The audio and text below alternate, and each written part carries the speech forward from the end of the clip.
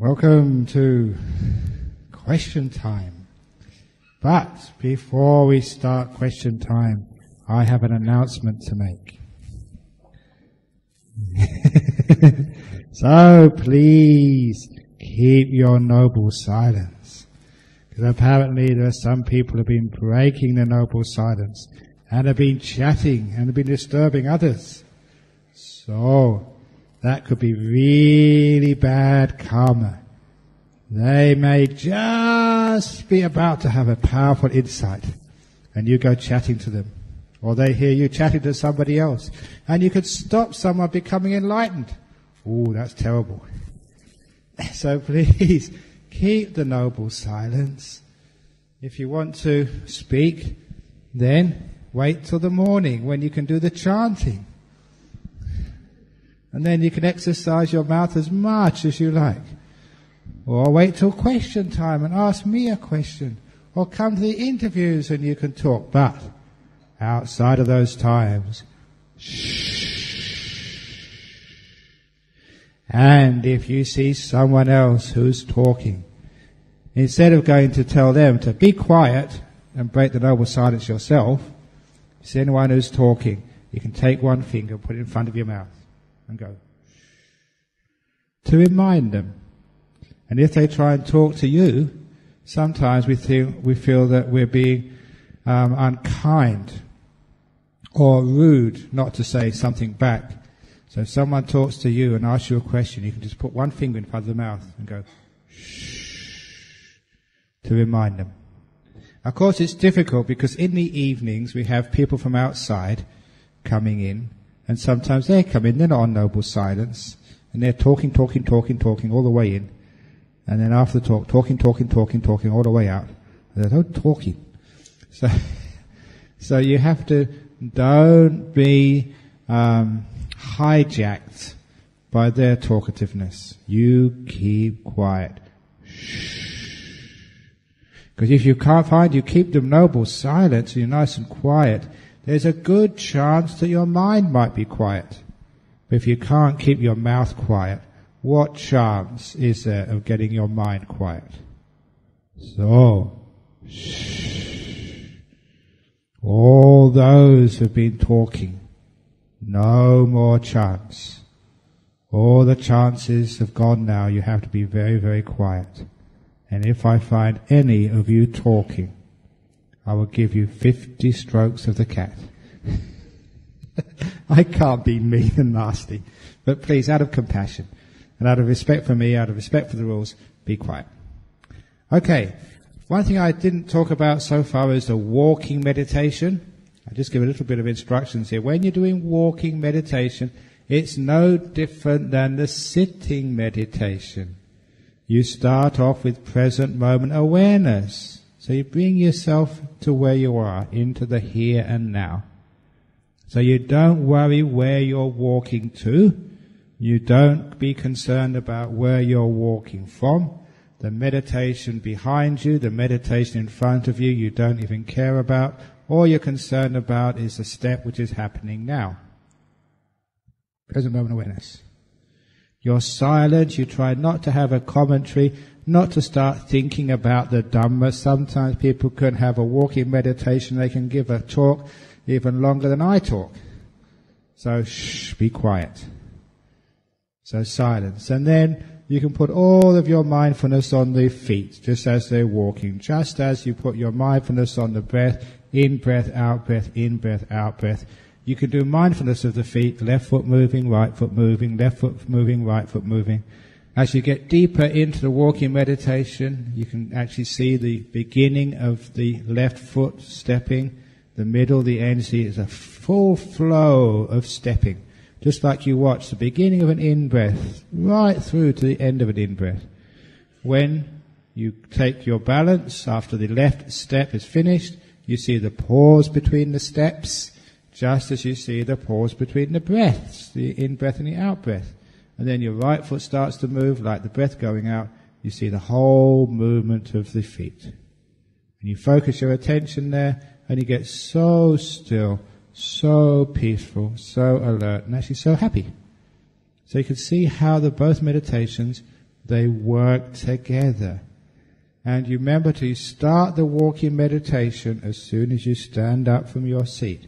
So there should be no gap, no transition between the sitting and the walking, sitting and the walking. If you want to know how long you should sit and how long you should walk, take it naturally. When you feel that the body now needs to get up from the seat, from the chair, and do walking meditation, then do that. Don't give yourself a time limit. I'm going to walk for 15 minutes or 15 hours. Just see what happens. And when you feel it's a time now to sit meditation, stop and sit. Keep it natural. Don't look at the clock. Don't be a prisoner of time. And that way the walking meditation gets very, very peaceful. If you want to do a little more interesting practice, if you're very dull when you're walking meditation, you can try doing the meditation on death, the insight into impermanence, while you're walking meditation. And how you do this, as your left foot moves, you note inside of yourself, you think, I will die. When the right foot moves, that's for sure. Left foot, I will die. Right foot, that's for sure. I will die. That's for sure. I will die. Try that. It's good fun. I will die. Left foot, right foot moves, that's for sure. I will die, that's for sure. I will die, that's for sure. You know what happens? You keep repeating that again and again. After a while, you come across fear. You all know that to be true on the surface, but you don't know it to be true deep inside of yourself. There's always a little bit of denial in there. And that's when you come across the fear, then you know, I will die, that's for sure, is working. And then you go through the fear, I will die, that's for sure, I will die, that's for sure.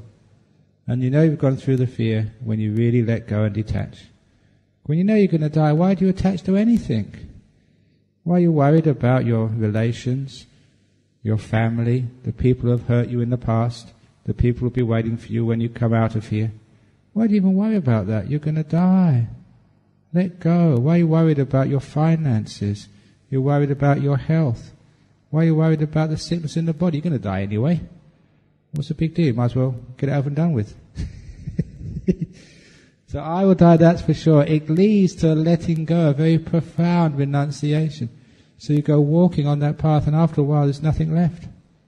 I will die, that's for sure. All my worries, all my fears, they will die as well. All my possessions will be separated from me. And you allow them to disappear, and you're separated from them. You get so peaceful.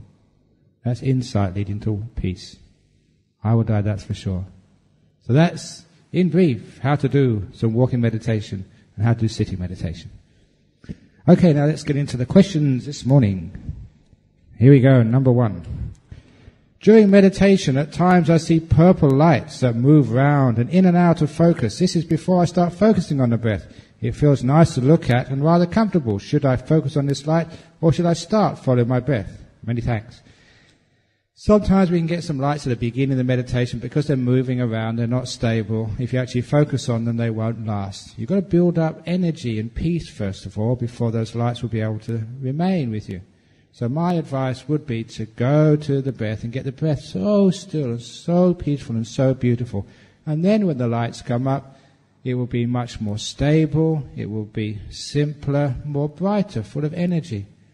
You have to actually practice holding a rough object before you can hold a finer object. So this way of meditation is actually a natural progress.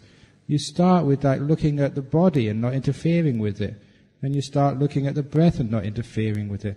And then you may be able to watch the nimitta without interfering with it. But if you try and watch the nimitta straight away, you haven't got the ability, you haven't got the dexterity, the softness, the subtlety to really be able to hold it and allow it to do its purpose. So the advice is, if those lights come up at the beginning, say, thank you very much for coming, very nice, come later. Next question. How would I know that I am in jhanas? If you ask that question, you are not in a jhana. Because in the jhanas, you can't ask questions. The mind is so still and peaceful. So you know you're in jhanas. Where do you come out? Now the trouble is, because Ajahn Brahm talked about all these jhanas, And because I say they're really nice, they're really good, people want them so much. It's spiritual materialism. It's one of the dangers of me talking like this. It brings desire. And because of desire for these attainments, sometimes your perception manufactures them. You actually imagine them. And what happens? You come to me and you say, it's a jhana, isn't it? It's a jhana, Ajahn Brahm. Please, it's a jhana. Please tell me it's a jhana.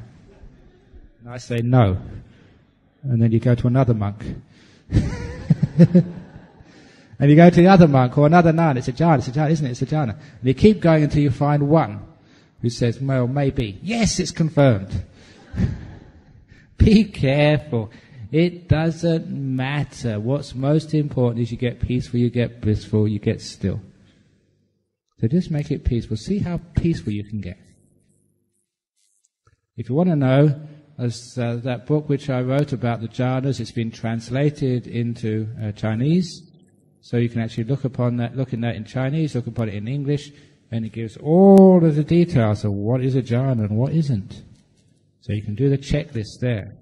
But one of the things you'll know, if you can hear things, if you can feel your body, it's not a jhana. To be the jhana, the 5 senses have be so suppressed, you can't hear things, you can't feel things.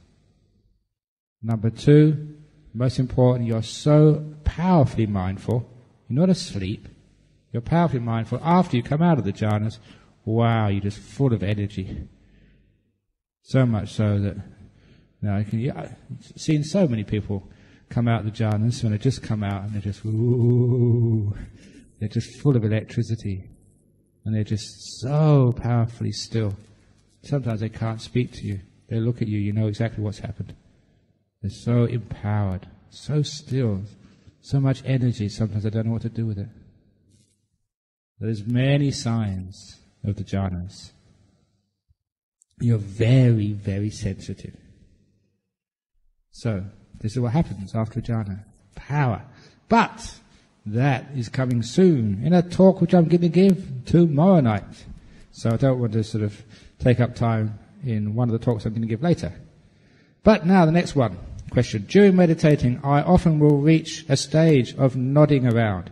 However, I am aware that I am nodding. Does this nodding refer to tiredness or refer to a process of meditation? It really depends. There's nodding when you're tired, and there's nodding or moving the body due to other things. Sometimes if it's tired, you know you're tired because afterwards you're sort of still a little bit dull. You haven't got the energy, you haven't got the brightness, the jolliness of the mind. Sometimes that's the only way you can know the difference when you start meditating between the stillness of dullness and the stillness of super mindfulness. By its effect afterwards. If you've got really good mindfulness and you're really still afterwards, you feel so bright and energetic. If it's like sleepy mindfulness, when you come out of it, you're still a bit dull and yucky. Okay, but there's another type of nodding or type of moving of the body, and that's just when, actually 2 more types.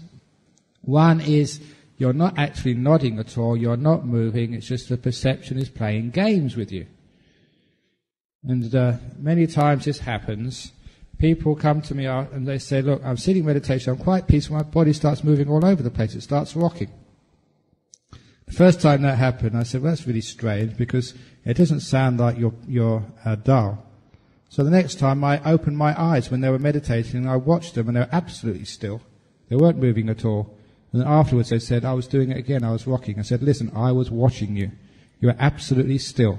If you don't believe me, next time I'll take a video recording of you to prove, because you might think you're rocking, but it's just perception playing around.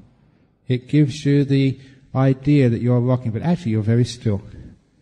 What's actually happening there is a part of meditation which I really like to explain, and I enjoy it sometimes. It's called, I just give it the word, perception gaining its wings, because your perception is so conditioned. It's almost like you're a horse with blinkers. This is the way we've conditioned to see things, to look at things. From our education, our upbringing, our parents, even your monks. You look at things in one particular way. And when perception gets freedom, it becomes unconditioned. It starts to see things in strange and weird ways. You're still, but you can see yourself rocking. And it's like one of the first times this happened to me. I was in our monastery in Thailand, and I went past a washing line, and there was this black towel on the line. And I couldn't. Who's using a black, jet black towel? And I looked at it.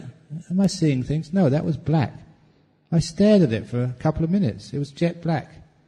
And then suddenly it turned back to white again. I thought, am I going crazy? Am I going mad? Now what's happening? Because I looked at it and it was black. And a second later, it was white. And it was supposed to be white. That was its proper colour. And all it was is my perception was having games with me. Sometimes you can meditate and you feel like you're expanding. Your body's getting bigger and bigger and bigger. You don't hit the person sitting next to you. It's only just perceptions. Sometimes you feel like you're rising in the air. It's great you can have all these perceptions. In the Buddhist text, he said that this is one of the tricks which people with samadhi can do. They can change the perception of darkness into light. So at night time it's as if it's daytime. At daytime it's as night time. You can play around with perceptions like that. It's almost like a little game. And it just actually shows just how the world out there is very malleable. We can take dark and make it light just by the way we look at it. The mind is a forerunner of all things. It's incredibly powerful. We can take pain and turn it into ultimate pleasure. Take pleasure and turn it into pain. Take sickness and turn it into health. Health into sickness. We can do whatever we want if you know how to manipulate perception. So this is actually what's happening. This is one of the first times when your perception is becoming a little bit weird. It's not going along the ordinary channels which you're used to. So your body's actually still, but it feels like it's moving. And the third type of nodding is when, I've mentioned this before, when sort of the body is getting relaxed and peaceful, the chi, the energies are moving in the body, and the chi wants the body to move, and so it does move. So you just leave it alone. There's some sort of healing going on, some sort of energy balance, some sort of unblocking of channels, so you just leave it. In any case, those are the three types of moving in the body. In all cases, you just leave it alone. And don't worry about it. So that's why it's not a problem. Next question to Ajahn Brahm. If pain on the body is too much, should I concentrate on the breath or on the pain? Thanks.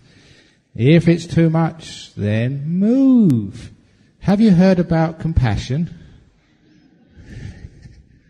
It's crazy sometimes. Because people, they just want to fight through pain. If you fight through pain, you become like a Hindu yogi, not a Buddhist monk. You know, one of the great monks of our tradition, Ajahn Brahm. When I was a young monk, I went to stay with him. He's very, very tough. But when I stayed with him, he gave a talk one night. I could understand this perfectly in Thai. I actually saw a translation of it not so long ago. It must have been a very good talk, which others appreciated as well. But the story I remembered was that when he was a young monk with Ajahn Mun, this great Thai teacher, he had a malaria fever. Instead of resting, he forced himself to get up out of bed and to help with the chores of sweeping. He went against the pain and the tiredness. He was a very strong-minded monk and began sweeping. When Ajahn Mun saw that, he blasted him. He said, "You stupid monk."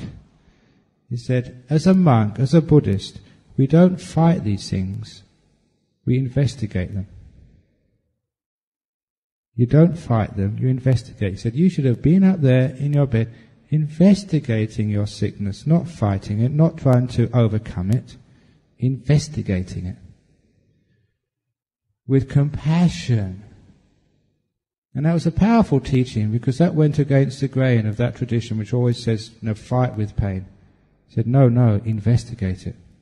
So if you have pain in your meditation, you have to investigate it, not try and overcome it and get rid of it. It's a teacher. When we used to have these mosquitoes biting us in Thailand, hundreds of them, Ajahn Chah always told us to call that Ajahn mosquito. The great Buddhist teachers called mosquitoes have come to give you some Dhamma, So don't try and teachers have come to give you some Dhamma. So don't try and brush them away. They're teachers. They're teaching you about, just irritation and pain and letting go. So if you have pain, it's an Ajahn. Ajahn pain has come to teach you Dhamma. So listen to it. However, if it gets to the point that becomes intolerable, then move compassionately. Because if you haven't got peace, you can't listen to the Dhamma. If all you're doing is enduring because the pain is too much, you haven't got the possibility to understand it. So leave it alone. Or rather, change your posture very softly. When you're changing your posture because the pain is a bit too much, you can't really investigate it peacefully anymore. It's like pushing the pause button on your meditation. You just change your posture, change your legs or move your back very gently, slowly, mindfully, and when you're in the new position, comfortable, then you take your finger off the pause button and you're back where you were just before you change your posture. You don't lose any peace in your meditation. All you lose is the pain. And that's compassion. Please remember that the Buddha spent 6 years before he was a Buddha working with pain. Not eating, standing still, all those ascetic practices he did for 6 years. And what did he learn from that? The only thing he learned from that is never to do such stupid things again. It was called Atagila Matanu Yoga, which literally means like practices which tire you, which take away all your energy. And that's called working too much with pain. So the best thing is actually to sit on a chair. Make it comfortable. Even the Buddha collected grass before he sat under the Bodhi tree. He made it comfortable without being too indulgent. So that's what to do with pain. If at all possible, get a mat under your legs, get a cushion, whatever it is, to get yourself nice and comfortable. Don't sit too long. I remember one of my fellow monks, he's the abbot of one of our monasteries, when he was young, he decided to sit through pain. His knees were really aching. He said, right, this is it. I'm going to sit through it. He needed 2 knee operations afterwards. That's stupid. So don't do that. You've got enough pain anyway, without having to look for it. Next question. Since there are 2 types of meditations, samatha and vipassana, to enlightenment, how does Pure Land recitation help in attaining enlightenment? There is only one type of meditation, not samatha, not vipassana. I didn't tell this story. This is from the texts. This is a very good simile taught by the Buddha himself. It's in the Samyutta Nikaya. It's about the king, the emperor, who had a son. He knew that one day the son would take over the empire. So he wanted to teach his son how to do the job of being an emperor. So there's so much you can do just in theory. The best way of learning is in practice, on-the-job training. So he decided to send his son, the prince, to one of the border regions and give his son full autonomy, full power over that region which was part of his empire, so that he could learn by his mistakes. He went there with 5 of his friends. After a year or so, the head people of the villages, the townspeople, their representatives, sent a delegation to the emperor to complain. They said, your son, the prince, is not governing properly. All he's doing is having party after party, celebration after celebration. He's doing no work. It's the same that some of you might send your children to Perth to go to university, and it might be the first time your son or daughter has been away from home. And instead of studying, party, party, party. Now that's what he was doing. It's just young people. That's just what they do. The first time out of the palace, out of the father's command, they were messing around. So the emperor realized he had to send somebody to teach his son about the duties of being an emperor. It's not just all fun and games. You have to do the work of an emperor as well. So he got his wisest of ministers and said to the minister, please go to that kingdom and just instruct my son about the duties. And the wise minister said, Sire, if you send me alone, I'm afraid your son won't listen to me. Can I please take along with me one of your fiercest of warriors, the battle-hardened general, one of the leaders of your army? I want to take him with me as well, because I think together with the seasoned general and with the wise minister, I think then we can teach your child how to run a kingdom. And the emperor said, yeah, great idea, off you go. So they went as a pair, the fierce general and the wise minister.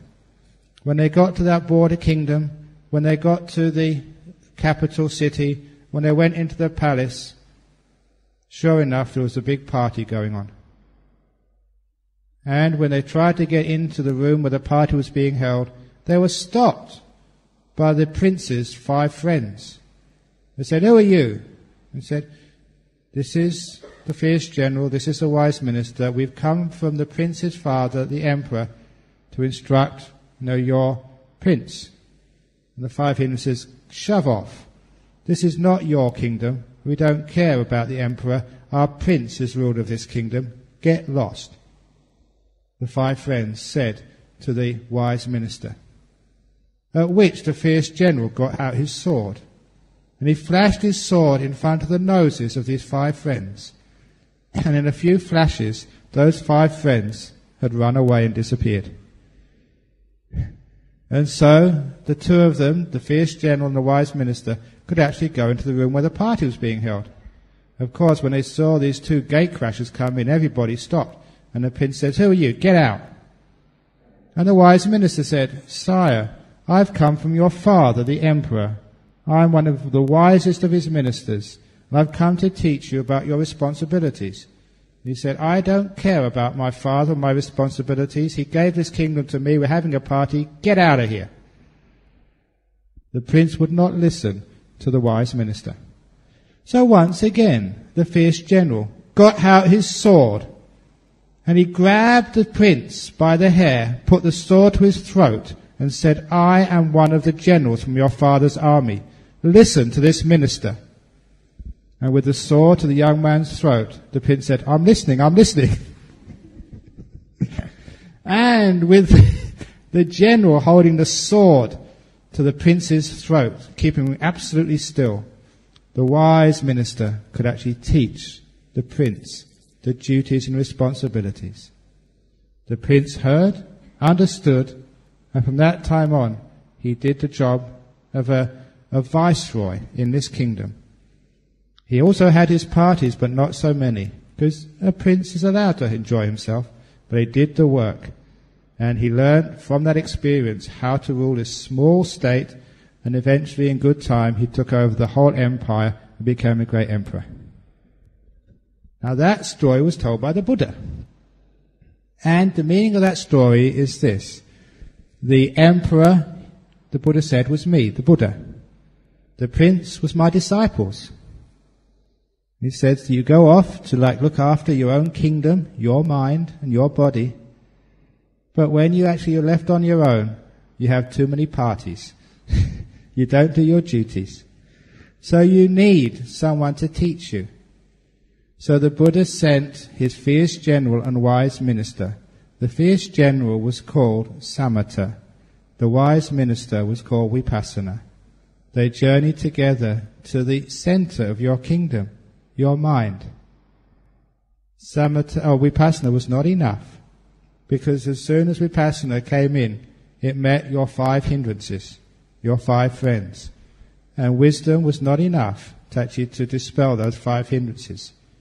So the general took out the sword of Samadhi, flashed it in front of the 5 hindrances, and the 5 hindrances, they just disappear very quickly, which allows the wise minister to go right up to the prince, the citta, the mind. But even then, insight, wisdom cannot be good enough to teach your mind. You need samatha, holding it by the throat, as it were, to keep your mind absolutely still. And then it listens. And once holding the mind still with samatha, instructing it with insight, there you learn Dhamma. There you become enlightened. It doesn't mean you don't enjoy yourself anymore. In fact, you enjoy yourself even more, but you also do your duties. And then you take over the empire which the Buddha founded. You too become an arahat to be able to teach and serve in the world, as well as enjoying the bliss of your own mind. The simile of the Buddha about how insight and calm all work together. So what is Pure Land recitation? How can that help in attaining enlightenment? How that can help in attaining enlightenment is give inspiration and joy and happiness. I've already mentioned it's from happiness that the mind becomes peaceful and concentrated.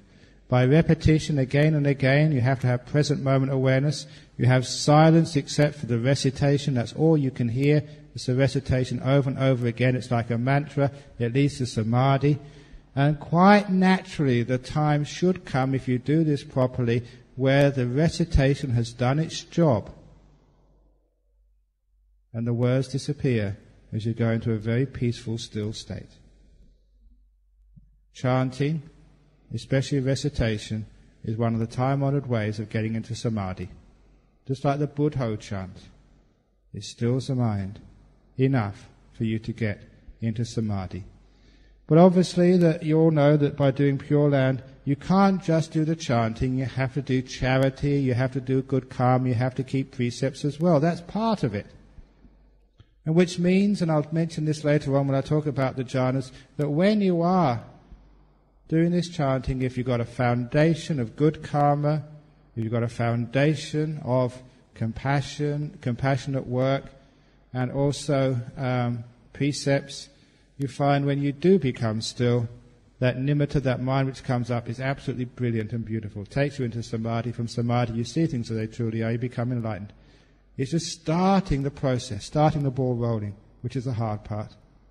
Once the ball is rolling, the process is started, it leads inexorably to Nibbana.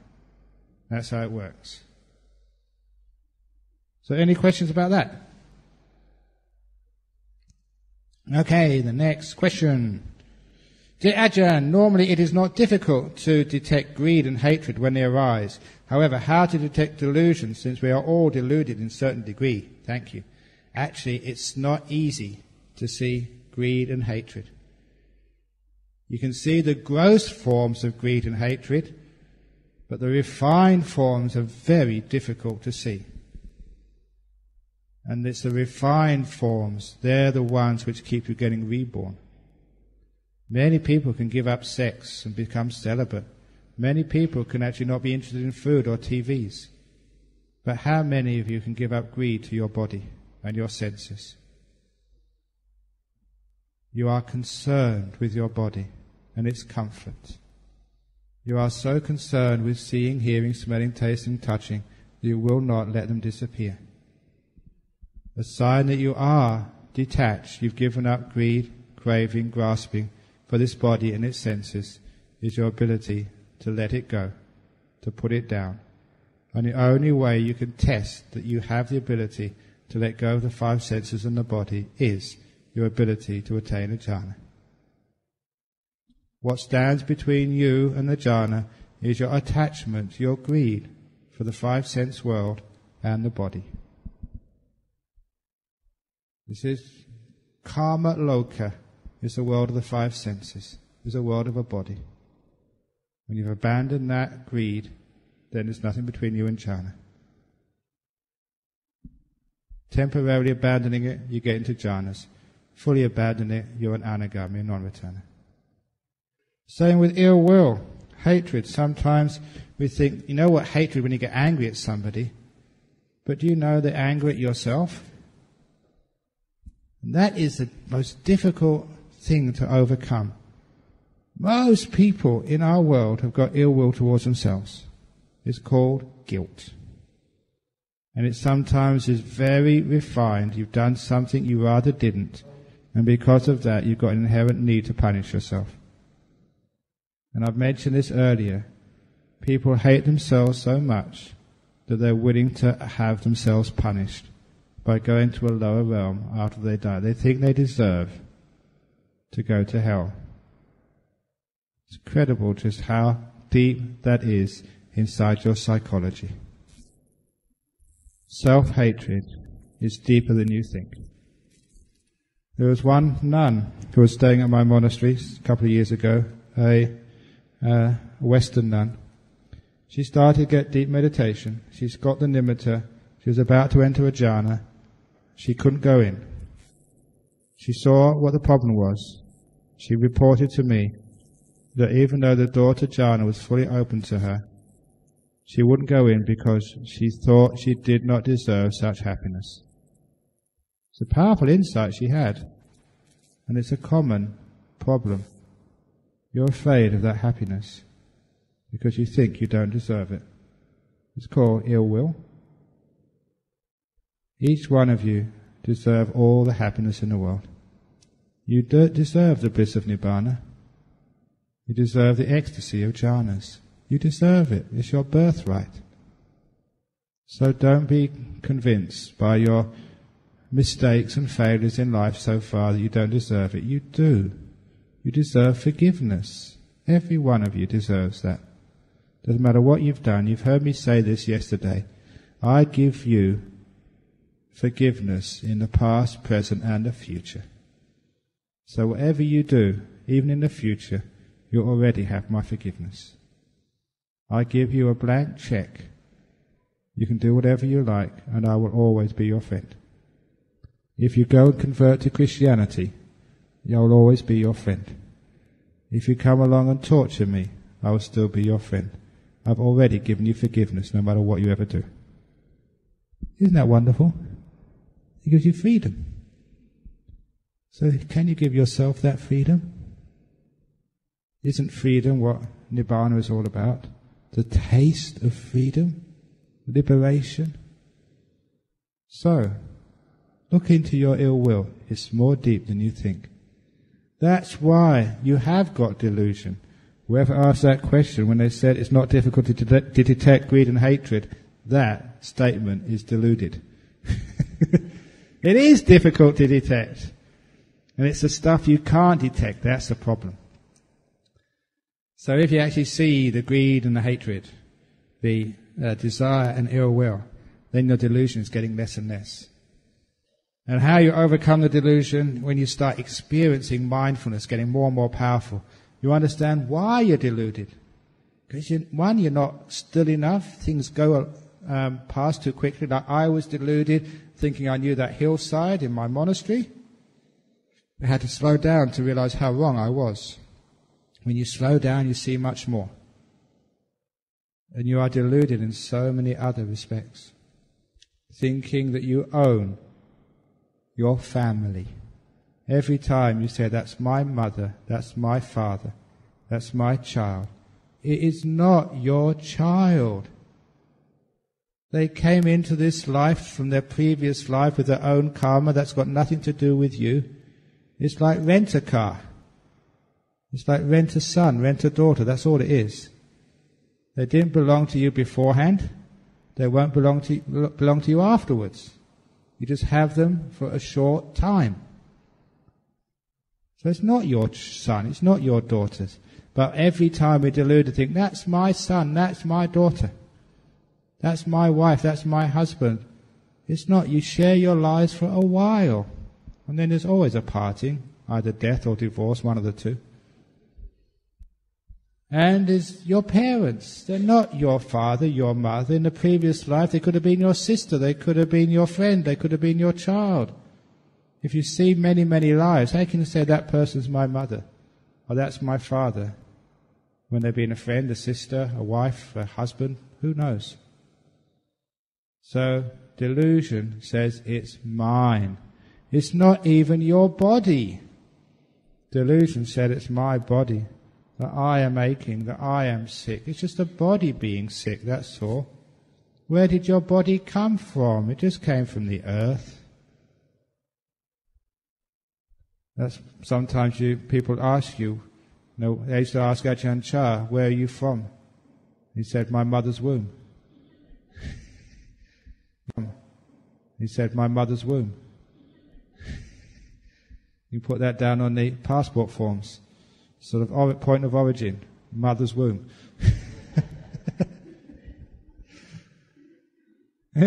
And who's that saying, well, your body comes from? It's not your body. If it was your body, you can actually tell it what to do. You can tell it to sit still body and don't ache. So who does this body belong to?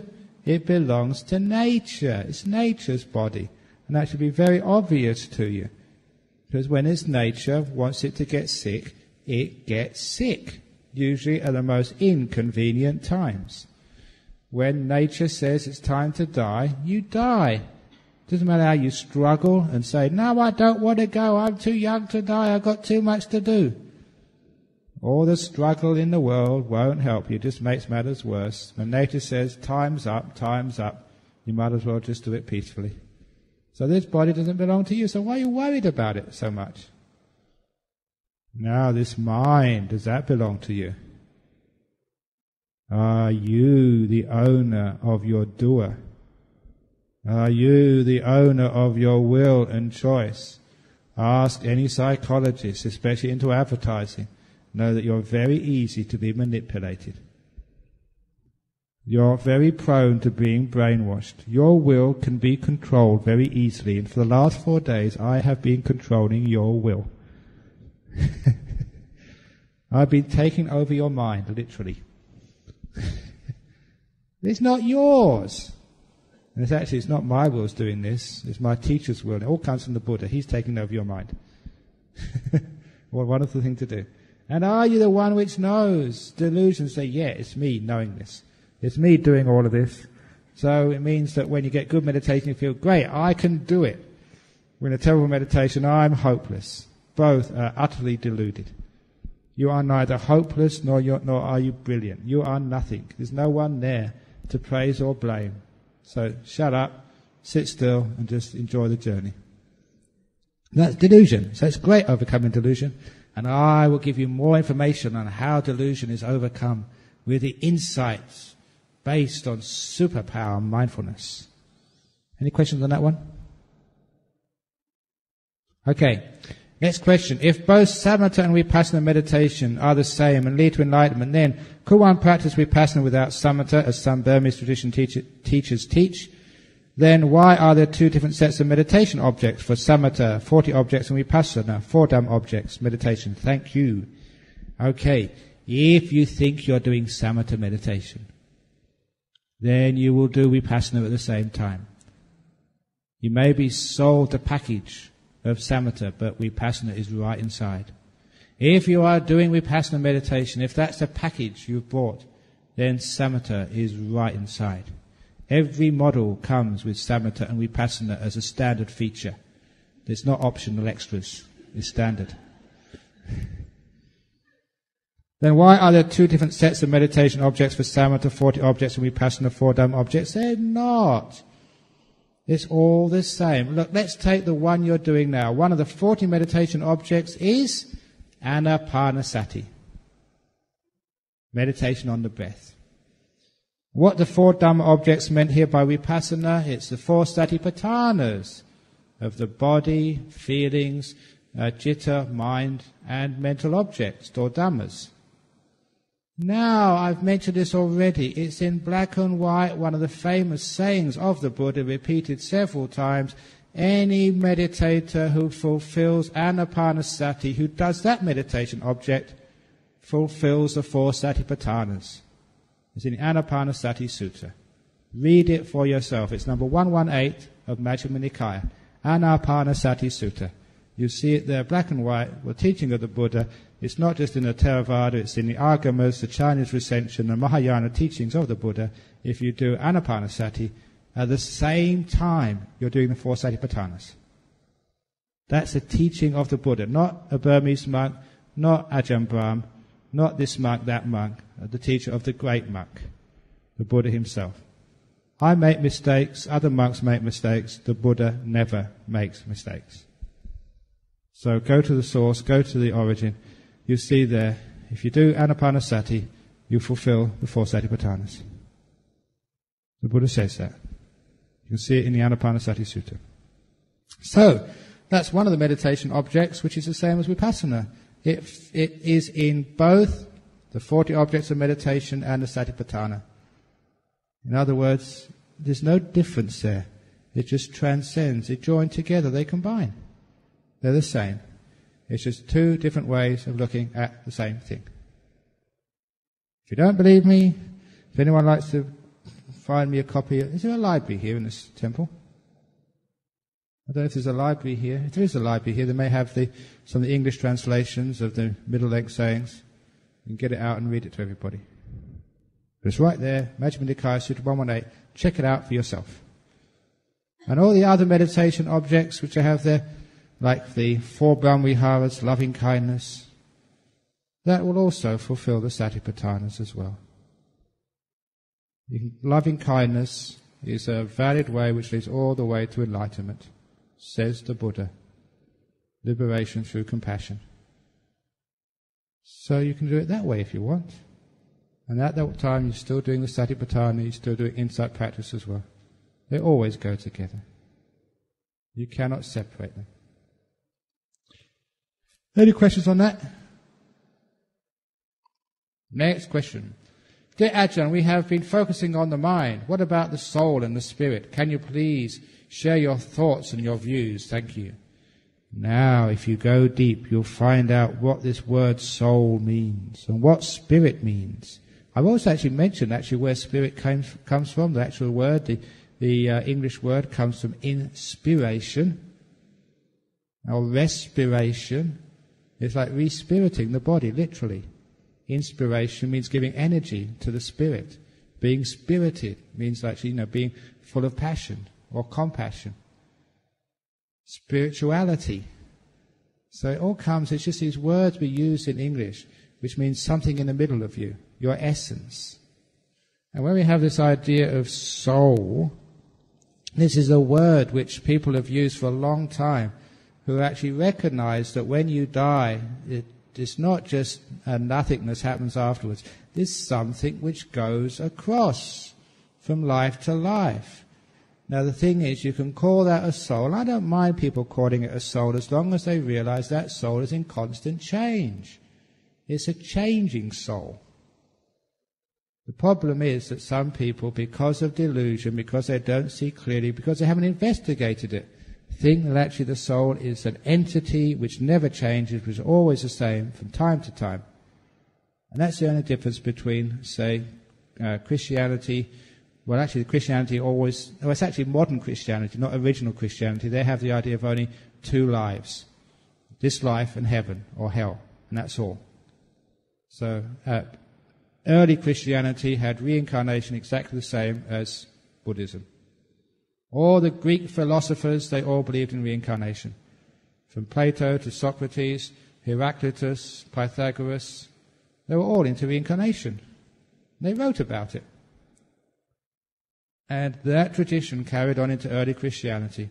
And there was actually, I think, the Nicene Council under Constantine, about third century, I think, that they decided not to have reincarnation anymore. But many scholars look at the original Bible, they look at the other texts of the time and say, that was an anomaly. Early Christianity had reincarnation just like anybody else. And many Christians remember their previous births, for goodness sake. So, they know they've been reborn before. So reincarnation is part of things. So the only difference between Christianity, Hinduism and Buddhism is that they all recognize that there's a flow from one life to the next. In the Christianity and Hinduism, they think of that as a soul. And actually, it appears to the observer, the uninitiated observer, when you die, that you're carrying on. It feels like you. It has all of the signs that that's you carrying on. But just in the same way that it seems to be you who started this retreat, who was here on Saturday, Sunday, Monday, and today's now day, that it's the same person, but it has changed. Sometimes we don't see the change, but it has changed. When we actually see the changing nature of this soul, then we have what the Buddha called the stream of consciousness. And that's what anatta means. No self doesn't mean no thing. There is this movement we call the movement of nama-rupa and consciousness, of mind and body, always changing. And that you can, if you don't look carefully, you think that's a soul. But in truth, it's completely changing from one moment to the next. It's a process, not a thing.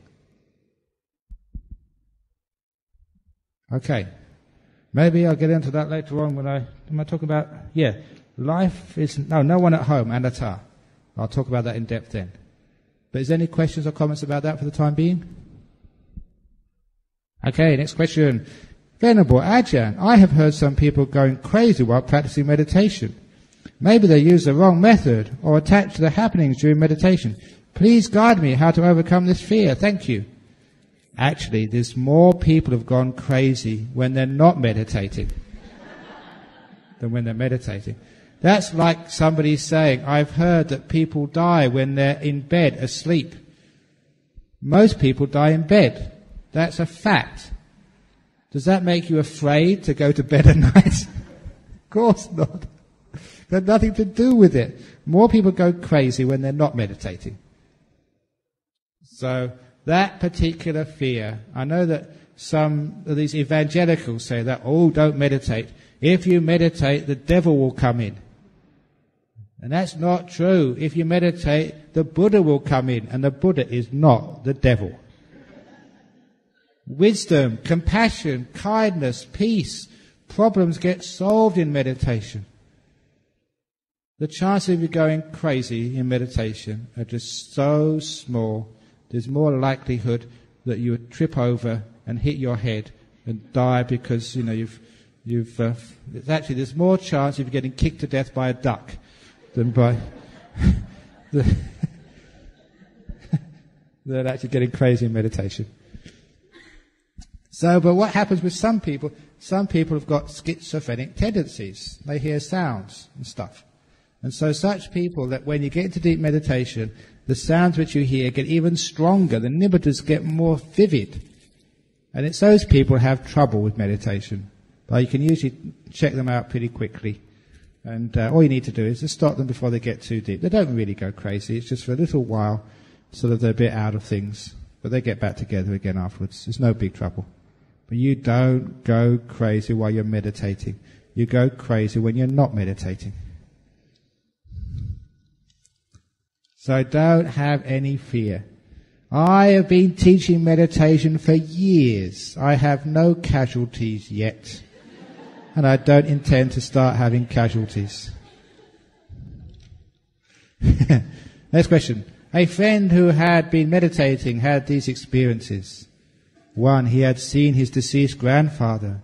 I advised him to share merits with his grandfather after meritorious deeds by picturing him, telling him that he is sharing merits with him, wishing him happiness, and asking him to be reborn in a better state. This is a good way. Yeah, it can be a good way, but sometimes it depends on what you see as your grandfather. If it's the beginning of a meditation, we can't really trust it. The beginning of meditation, it could be just imagination. If it's deeper into the meditation, or you're a really good meditator, then perhaps it might be true. But you check out, what does your grandfather look like? If he's happy, he's probably a deva come to say hello. You don't need to share merits with him. He's probably come to share merits with you. But if they come and they look very miserable and thin and unhappy, then share merits with them. You don't need to give money to a rich person. So that's what you do there. But if you do see them actually in deep meditation or in your dreams and they look sort of really thin and haggard and unhappy, that's a sign they need some merits from you. If they look really peaceful and bright, usually clothed in white, then you don't need to give merits to them. They're having a great time. They've just come to say hello.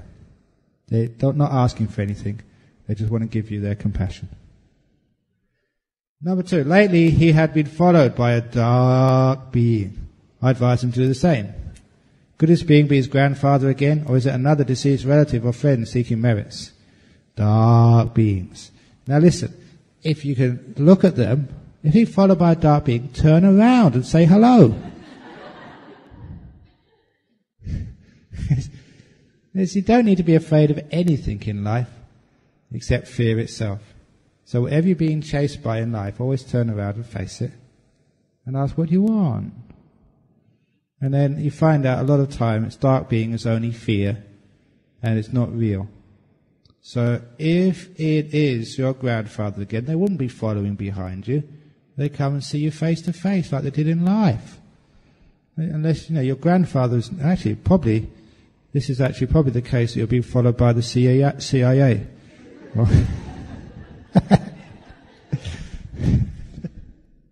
don't know what the Malaysian Secret Service is. Maybe it's that. Maybe they're checking you out. No.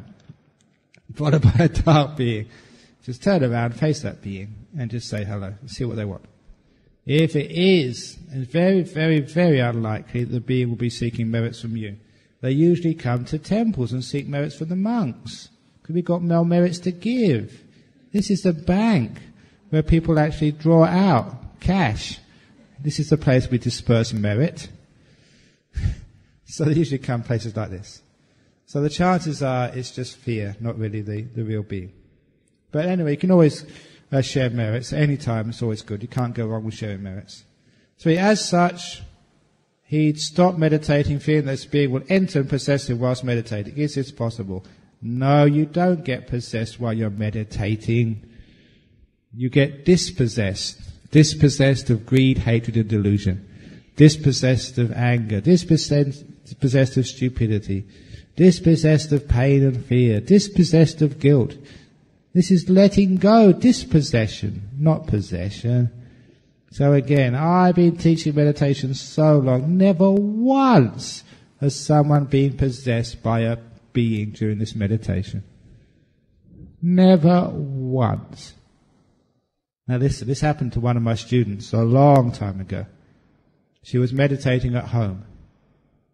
She was very still, and she heard this voice very clearly in her ear.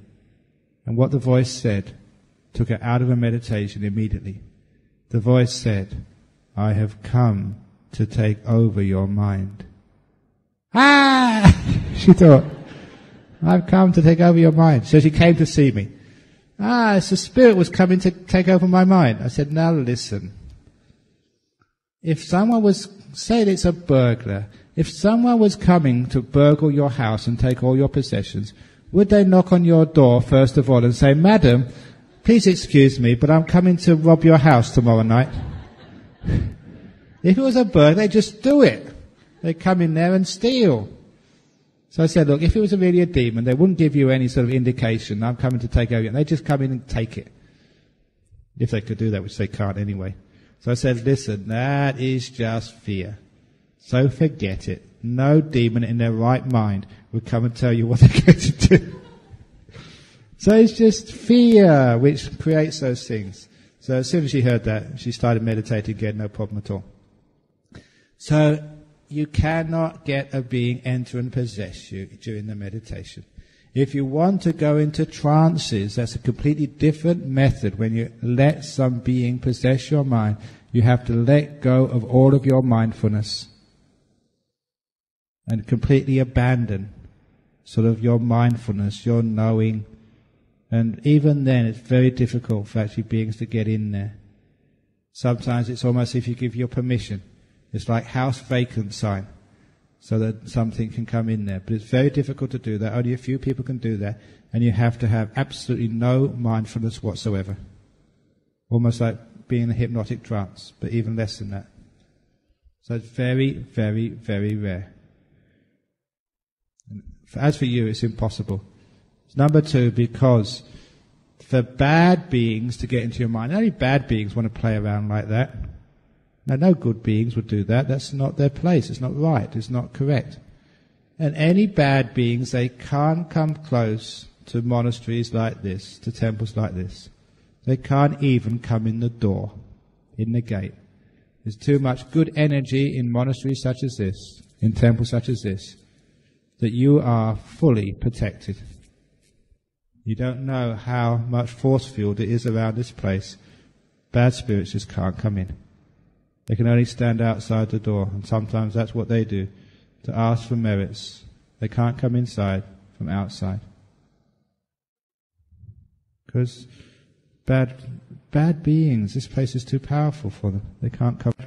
Bad beings, this place is too powerful for them. They can't come close. You know that story which I had before? It's about this time when one of my disciples, she was a Thai girl. She invited her mother, her elderly mother from Thailand, to stay in Perth. And her elderly mother had no one else to look after her.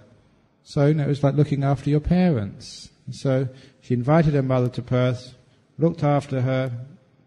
When her mother became sick, she went into hospital, and it looked like it might be her last illness.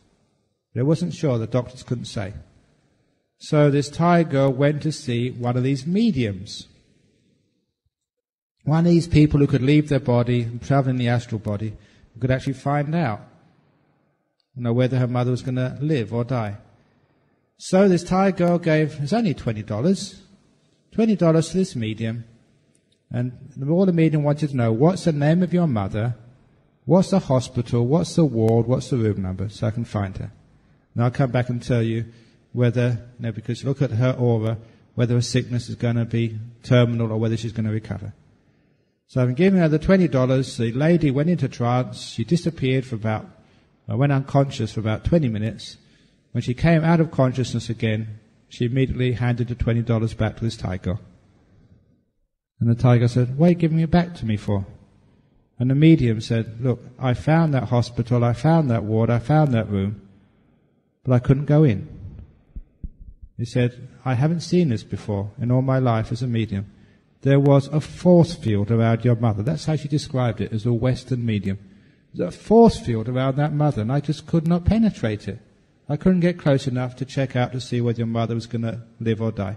I'm terribly sorry. That's why I'm giving you this $20 back. I just couldn't do it.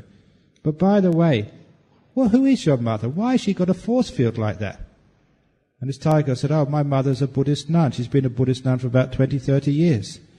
At which the medium just got so upset. "Why didn't you tell me that beforehand?" Because we can't get close to people like that. They've got too much power. And that's just one story amongst many.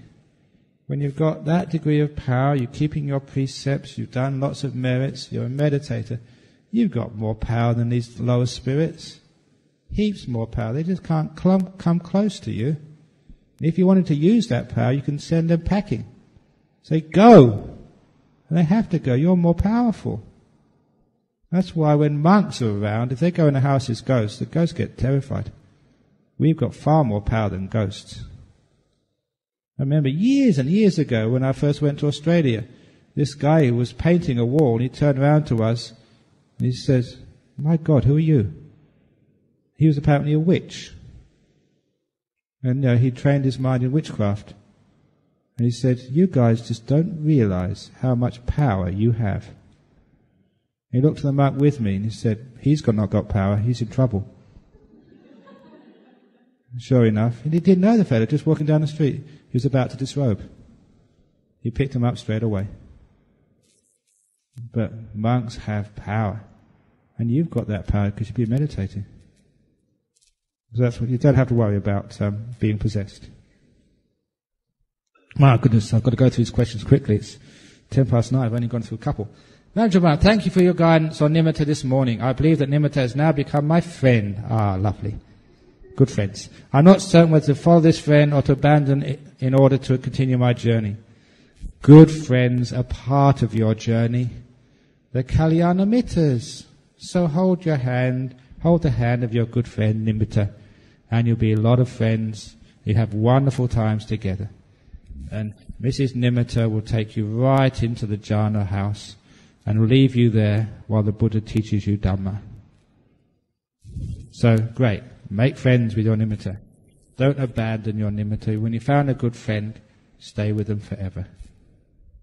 Ajahn Brahm Wangso. Cessation of feeling and perception, the highest attempt of the Buddha Arahats. Please correct my view if my view is not right or goes wrongly or a wrongly asked question. Before parinibbana, only mental feeling is ceased. Since physical form of Buddha Arahats still suffer, then perception, which is mental stage, logically should still remain. If so, please advise what exactly is the meaning of cessation of feeling and perception. After parinibbana, form, both mental and physical, feeling and perception cease completely as self. Therefore, no more self-rebirth. End of all suffering. Though impermanent in nature, Buddha's relics as form still remain as linking evidence. Buddha's non-self-wisdom formation still remains as Dhamma teaching that you, Sangha, are teaching us today. What that really means is the cessation of perception and feeling is the temporary cessation of mind. So when I say you're letting go of things in meditation, you are really letting go. You let go of all your possessions to come in here. You let go of your family, your work to meditate. When you sit down, you let go of time. When you meditate further, you let go of the thinking. You let go of your body. You let go of your five senses until you've only got the mind left. And you let go of the will, which is half of the mind, to go into the deep meditations called the second jhana and above. You know what the difference between the second, third, fourth jhanas and the immaterial jhanas are? It's just you let go of the mind. Consciousness starts to fade away, gets more and more refined. Just before the cessation of perception and feeling, you have this amazing state of neither perception nor non-perception. What the hell does that mean? I'll tell you what that means. Is what you're seeing is cessation, but you are seeing that cessation. Your object is no perception, but you're perceiving no perception. Therefore, it's not really non-perception, it's perception, but it's seen as non-perception. You understand? That's what it's like. You have to experience it to know. And it's just things are about to completely cease. And then they cease. The knower has stopped. When things disappear, which are not supposed to disappear, then you understand what impermanence is all about.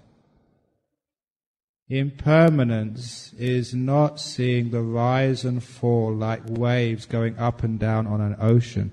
That's simple. Imagine you're watching the ocean. You see the waves go up, the waves go down. If you think that's rise and fall, it's wrong. That's something is always there, the ocean going up and going down. There's still something permanent. Seeing rise and fall is when you're watching that ocean, the waves go up, the waves go down. And suddenly, unexpectedly, not only the whole ocean disappears, but also the land which contains that ocean completely vanishes from existence. Now that is shocking, because oceans are not supposed to just disappear like that. Or it's like you watch a television, and you see the programs come and go. If you switch from channel to seeing, hearing, smelling, tasting, or feeling or knowing channel, the 6 channels on your television station called the mind. Now you think that is quite obvious. Of course the channels keep switching over and there's different programs on each channel. But then one day you're watching your TV called your body and mind, and you see not just the channels flip over, you see the whole television set disappear. The whole thing has vanished. And that is not covered in the warranty. And that's really spooky, because it's not supposed to disappear like that. That's what delusion says anyway, it's not supposed to disappear. But it does. Even your mind disappears. That's like the ocean, and all the land which surrounds it has all gone. Nothing left. Now that is weird. So weird that anyone who has that experience of full cessation will emerge from that attainment either an anagami or an arahat. There's no other possibilities. The Dhamma there is just so obvious. It's like you've gone up on top of that mountain, very, very high, to the peak of the mountain. You have to see the view. It's all around you in every direction. In fact, you only go to the very top of the mountain, but just a little below the summit. Instead of watching the view, it is a possibility you could be facing into the mountain and not see the view. But on the top of the mountain, in all directions, you have to see the view. There's no other possibility. Insight has to happen. You just cannot miss it. What you see, there's no one here. Absolutely no one. Even the knower is not a self. Profoundly, deeply, you become a non-returner or an arahat as a result of that experience. So cessation, that's what cessation is. When you come back from that experience, descend the mountain, then you have your mind and your body again. But it's true, the arahats understand what's going on, so their body has suffering, but the mind never suffers. It's just cause and effect, because there's nobody in there to hold on to the suffering anymore. It's all gone. Suffering is, but not the person who suffers. Ajahn Brahm, you mentioned about going into the center of the breath, the silence of pain. Does that mean focusing, zooming in on the breath?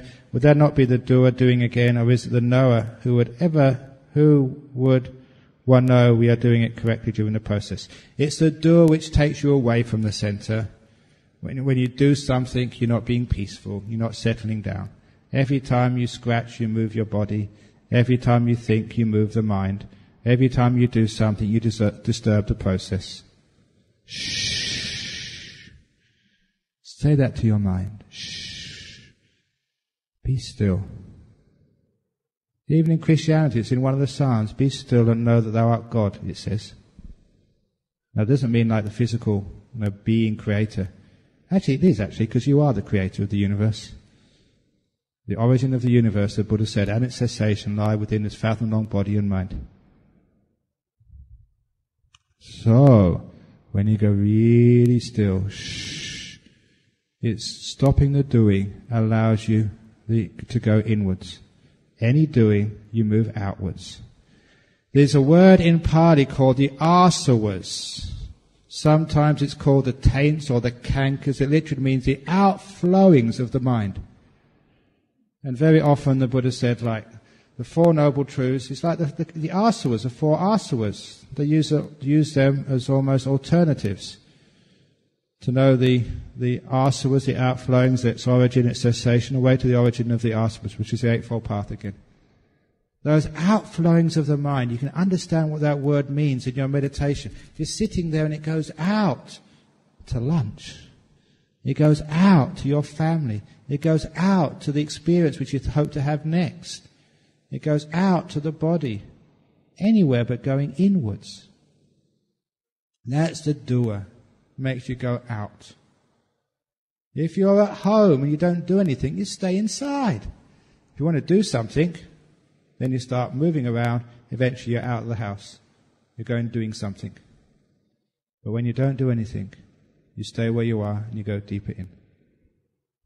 So, focusing in is not doing. If you try and do focusing in, you'll always go out. You'll never be able to focus in. If you leave things alone, you go in. I give a simile like this evening about the 1,000-petal lotus. That's for this evening. You mentioned about... that's what this... Didn't I one already? Center the breath. Next one. How long does it take for the nimmer to turn from white to crystal or brilliant? There is no time when you're watching the nimitta. Let go of time. So there's only the present moment.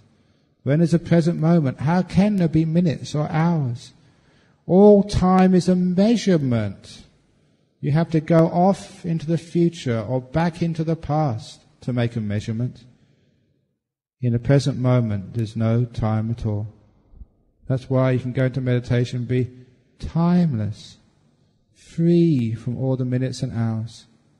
That's wonderful. Hopefully you have those timeless meditations. You're sitting there, you don't know how long has gone. 3 hours, 1 hour, 10 minutes, who cares? Because time is one of those disturbances of the mind. In the present moment, you're still. Which is why the more still you are, the more that time has no meaning. If you get into jhana and die while you're in jhana, you get born in one of these heaven realms, the jhana realms, where you last for many eons. Universes come and universes go, and you're still meditating. Isn't that wonderful? Being so still. Big bangs come, solar systems form, cataclysmic supernova, throw dust throughout the whole universe. The whole process of evolution comes and goes, and you're just sitting there absolutely still. And another one comes and you're still silent and peaceful, sitting in the depth of bliss, completely unaware of the passage of time, because you're only in one moment. The deep meditations last a long time. If you die, it'll last even longer. You're eons of existence. Was it the immaterial jhana realms? Something like 84,000 million eons or something? That's a long time. Yeah, one eon is pretty long.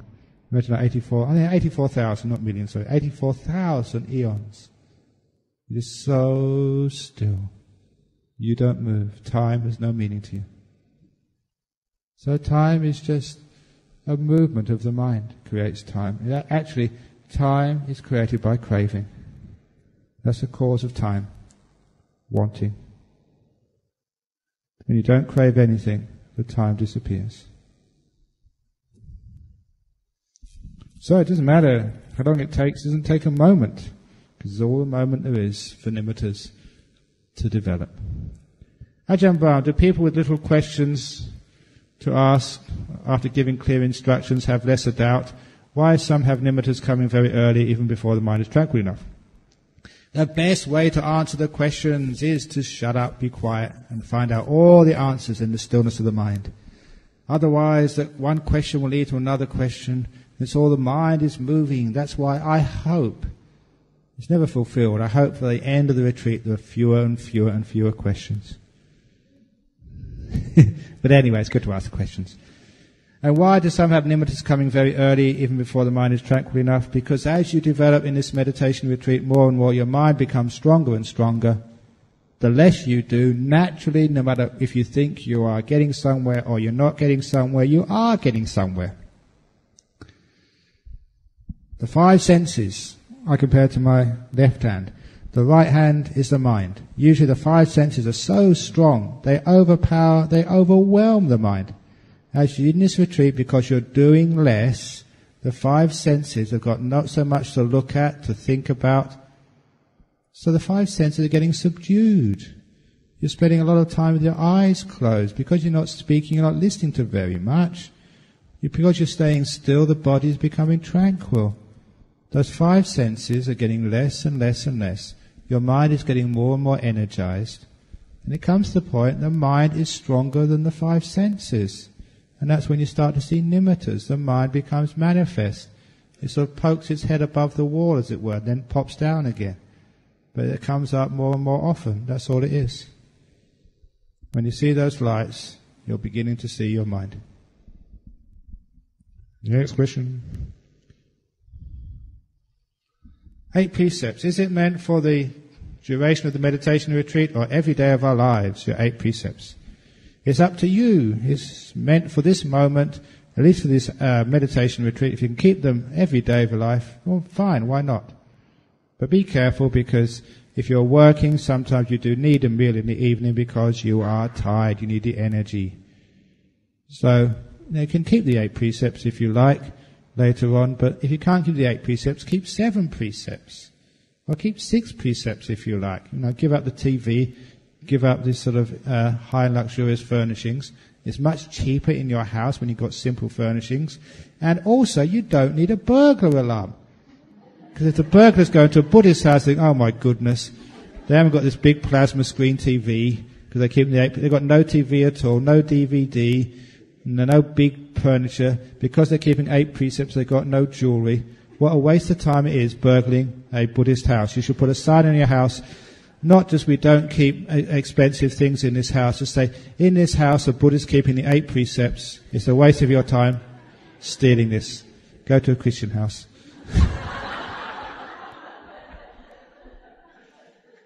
Or whatever. Sorry about that. I should have said that.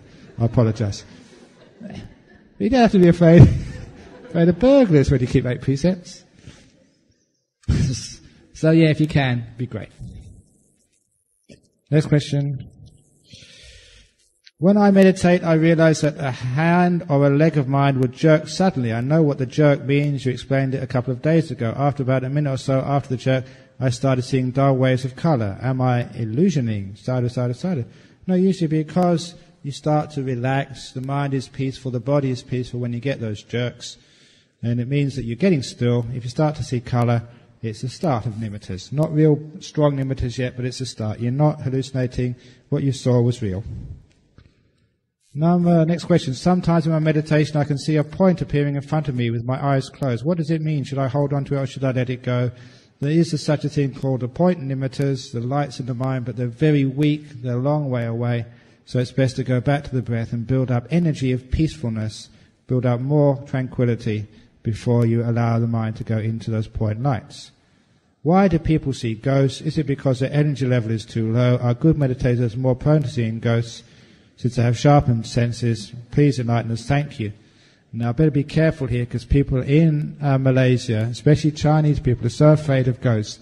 If I tell you that the more you meditate, the more likely is you'll see ghosts, maybe you'll give up meditating. But the point is, you'd only see ghosts if you want to, when it gets down to it. And most of the ghosts you see are just your relations, close people who are close to you.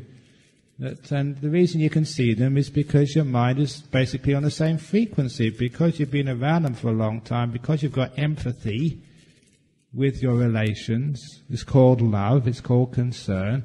Basically, you're on the same frequency as they are, which is why if there's a relation of yours, a close relation, who has an accident in New York, you know it in Malaysia straight away.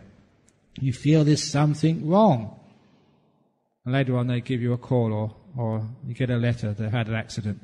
You know it before it happens. Or know it before you're told, but you know it as it happens. And that is very, very common. When I was last in Melbourne, there was the story in the newspaper which someone cut out to give to me. A vet, a doctor of veterinary science in Melbourne, had left the clinic on a Friday afternoon. They were going to a party for the weekend in the countryside. And he was travelling in his car alone. Halfway along the journey, he was overcome by this amazing, strong emotion. He couldn't understand why. It was completely out of character. It was so strong, he had to stop the car, park by the side of the road, and weep.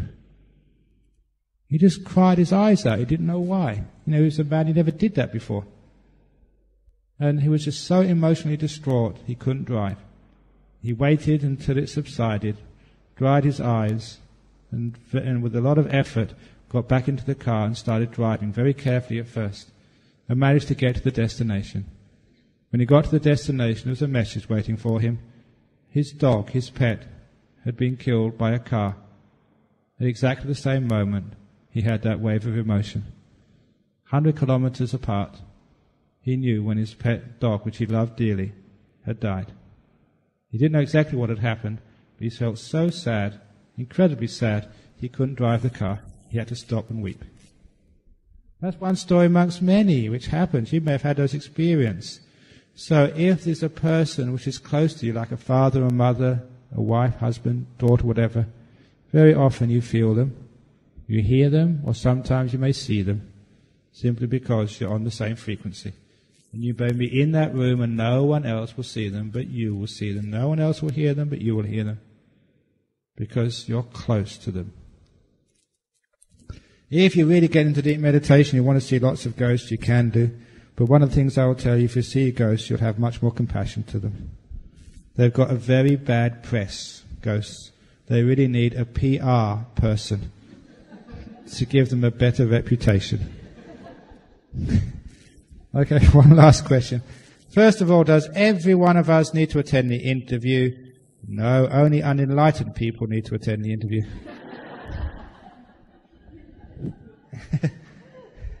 and also those who think they can benefit with some personal advice. So they're completely voluntary. You don't have to go to the interview if you don't want to. Secondly, is it a correct way if I noted both breathing in and out and the rising and falling at the same time? If it works, yeah. If it doesn't work, don't do it. In other words, experiment, innovate, find your own path. And lastly, it really helps a lot from the Q&A session as I progress a little bit more. However, is it appropriate to follow the mind and not control it, as my mind still does not develop much wisdom to not doing certain things? Okay? Experiment. But I tell you, the best way is just to leave it alone, not controlling it. If your mind isn't developing, you find you are controlling the mind. Your fingers are in there somewhere.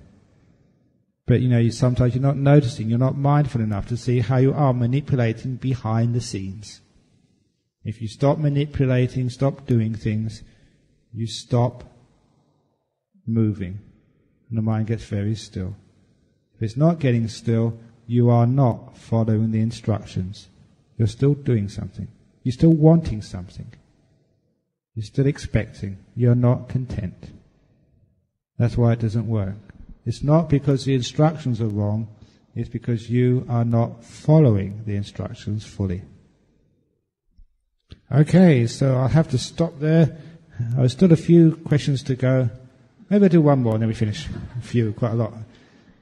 Ajahn Brahm, would you mind explain how do we let go of my body during meditation? Many thanks. You let go of your body stage by stage.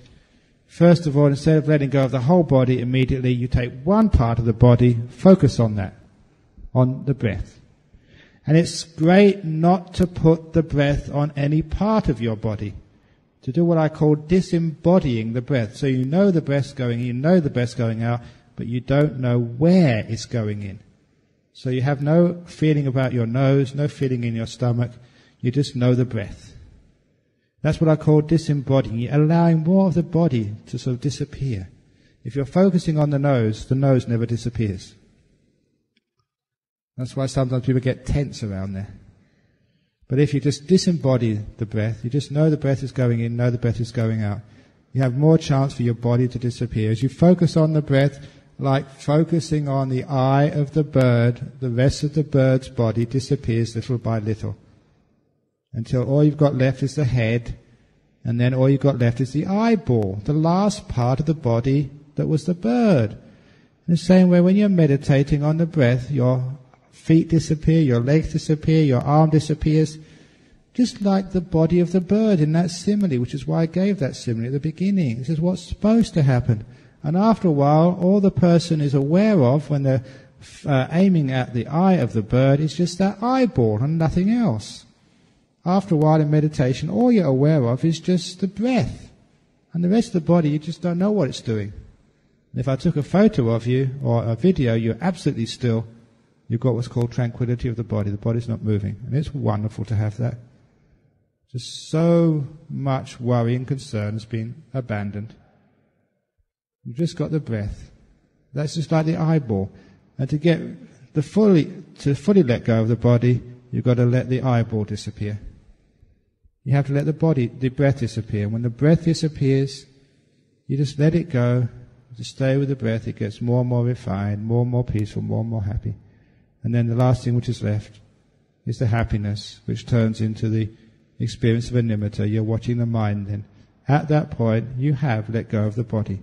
At that point, you can't say, oh, where is my body? Because if you do that, the body comes back immediately. When a thing has disappeared, you don't know it's disappeared. In the same way, when you're watching the TV, you're not aware that the picture on the top has disappeared. You're not aware of it at all. The whole awareness has disappeared. If you start thinking about it, oh, is that picture on top of the television still there or not? Straight away, because you're paying attention to it, it comes back into your consciousness. So it's usually only after the meditation you realize, hang on, I was just watching this nimitta and there was nothing else there. Only afterwards, when you reflect back, you know, yes, it had disappeared, the body had gone. After a while, you become familiar with those disappearing experiences. You know, they're so wonderful, you're not afraid of them at all. In fact, you welcome them. What a relief to let go of this very heavy, burdensome body. So that's what happens. That's how you let go of the body. And now, hopefully, you'll let go of my body to allow it to go to the interview room to answer questions from whoever wants to come. So hopefully you enjoyed those questions and those answers. And the ones which we haven't done, again, will be answered tomorrow, I promise. So happy meditating. See if you can go to the state of cessation in this next sitting. So you come out a non-returner or arhat. Wouldn't it be nice? So see how much you can stop everything. The red light has now appeared in front of you. Stop. And there's a camera on this red light to catch anyone who goes through the red light. Stop. Don't do anything. Your car has to be still. Turn off your engine. Don't even idle the motor. Take the key out. Hand off the steering wheel. And park your body and mind here in Nibbana. Okay?